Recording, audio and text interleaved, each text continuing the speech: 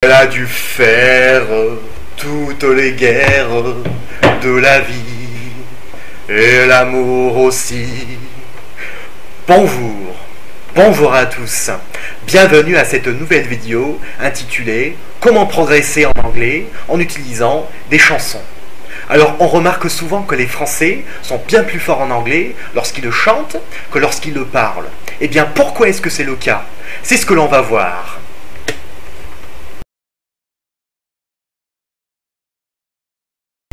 Alors, première chose, c'est surtout une question de vocabulaire.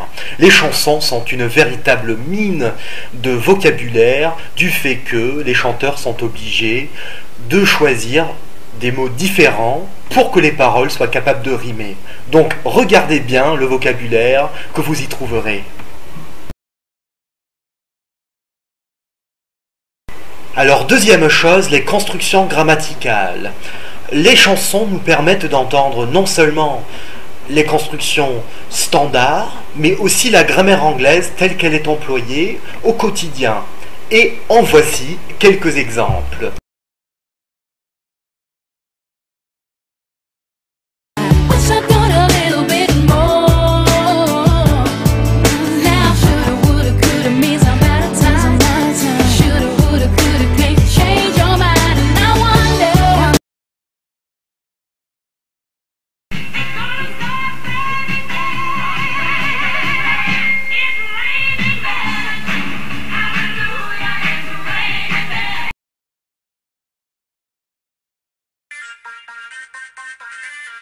Can I take your order, please?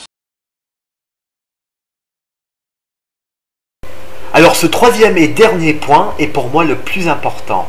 La principale raison pour laquelle on parle mieux l'anglais lorsqu'on le chante que lorsqu'on le parle, soi-disant, normalement, c'est parce qu'on prononce les sons d'une façon différente.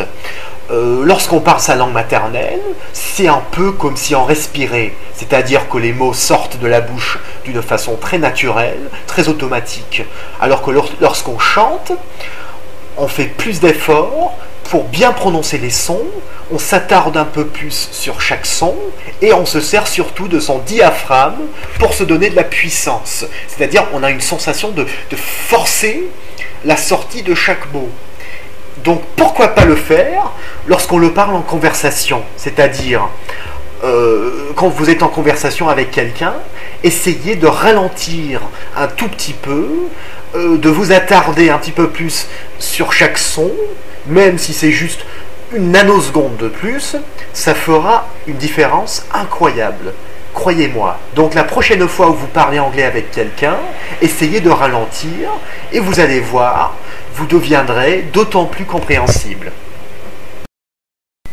Voilà donc quelques petits conseils pour vous aider à tirer un maximum de bénéfices des chansons anglaises.